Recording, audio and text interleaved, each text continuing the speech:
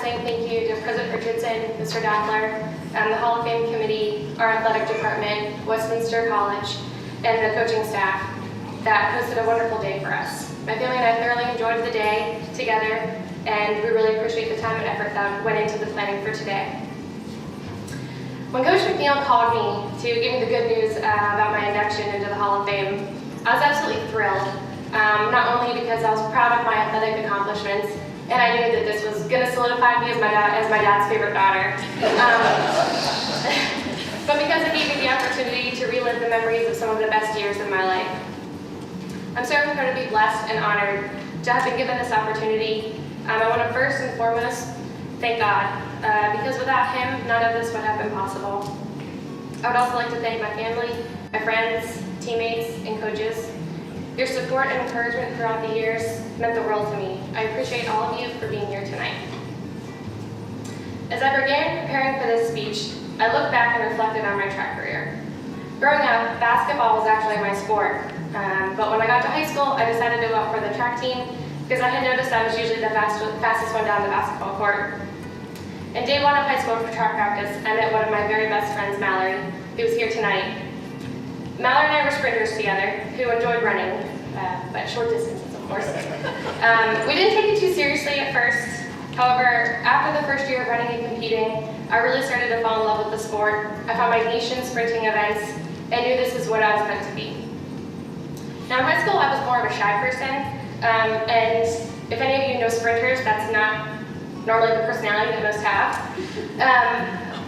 And I remember my first race I ever won. It was at a rival high school, and the girl on the lane next to me asked me for my time in the 100-meter dash, which we were about to run. Now, I was new to the sprinting world, and despite being naive, I actually surprised myself, and I answered her question with a bit of skepticism, and I told her a time that was a little slower than my true fastest time, to throw her off a little bit. And I'll never forget her response. She said, "Well, that'll make my day a whole lot easier." Needless to say, I was shocked by the comment, but I do want to remind you that this was the first race that I had ever won, and I had beat her. Feeling the adrenaline after a race like that really got me hooked into sprinting. Later in my high school career, I started to get calls from colleges wanting to recruit me for their track teams. As the deadline approached for me to make my decision, I had narrowed it down between Westminster and a rival school. It came down to which coach I wanted to run for, and at that point my decision was easy. All of the coaching and Westminster staff I had met during that time period instantly made me feel like I had belonged there and I was already part of their team. Not to mention the fact that Coach Alex kept calling me the fastest girl that he had, so that helped make my decision. In day one at Westminster, I met 3 of my best friends.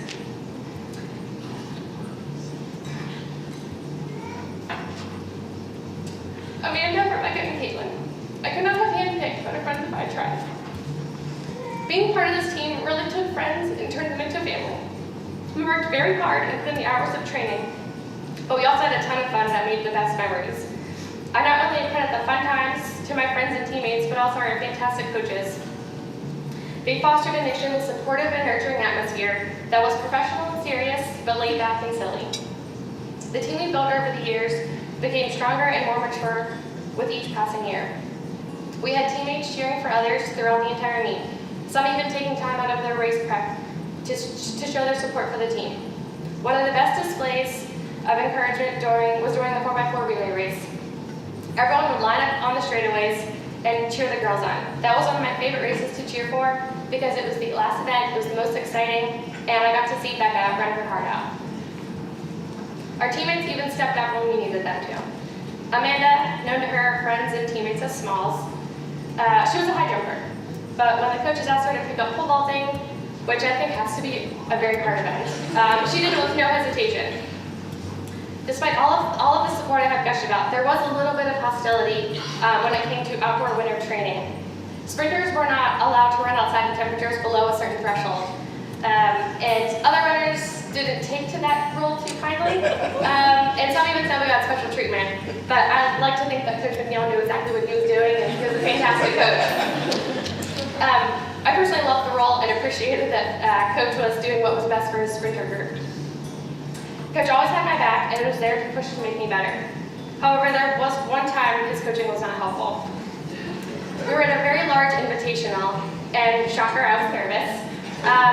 For most of you who didn't know me during my track career, I was always nervous, no matter what. Who I was running against, where I was running, I was always nervous. And I even got nervous during Greek week when I had to run for my sorority. But Coach tried to help me with these nerves multiple times. But this one day in particular was one of his more unsuccessful coaching attempts.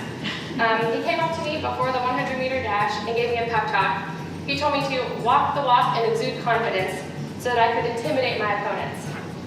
As we walked up to the starting line, strutting with confidence, I tripped over my spikes and proceeded to yell, "Whoopsie daisy." Coach shook his head and just laughed. Another time, Coach gave me a note, which I have here today. It is of two D1 sprinters, their pictures, taped to this piece of paper with captions that Coach made up.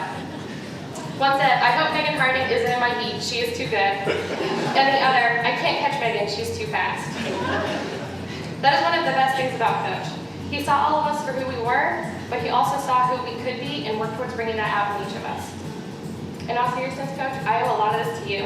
You are a fantastic coach, a wonderful leader, role model, and teacher to me. And I thank you for everything. I also want to acknowledge my parents. They supported me 100% of the way through all of my years running. They sacrificed so much to be able to send me to the school that I wanted. And for all of your love and encouragement over the years, I love you and thank you both very much. To my sisters, I am sorry for all of the long track meets you had to endure over the years, but I am more sorry for all of the track stories that you have to listen to Dad tell over and over again. I'm very appreciative of having you two cheer me on in the stands throughout my years at Westminster. And Debbie, thank you for your support and traveling to so many of my meets. You came to so many that people thought you were my mom at times. To my in-laws and brother-in-law, I know our paths did not cross until after I had graduated college, but I'm thankful for all of you being here with me tonight. Mallory, Smalls, and Bex, your friendships mean the world to me, and I'm so grateful that track brought us together. And last but not least, my husband, Chris. Although you did not get to experience my track career in person, when I told you about my upcoming induction, you celebrated me as if you had lived through all of my track success firsthand, and I love you for that. You're a wonderful man, an outstanding husband, and the best father to our little Nora. I'm incredibly honored to be your wife. Thank you for always believing in me. I love you. But I have no against my running ability. My experiences at Westminster and as a member of the track and field teams shaped who I am today and helped prepare me for my future beyond these four walls. I have learned to have fun, enjoy the ride, and love the ones the Lord has put in my life. I never imagined that my 4 years here would have meant so much to me. I am truly grateful for this experience. Thank you again for this honor. It is something I will always remember, and I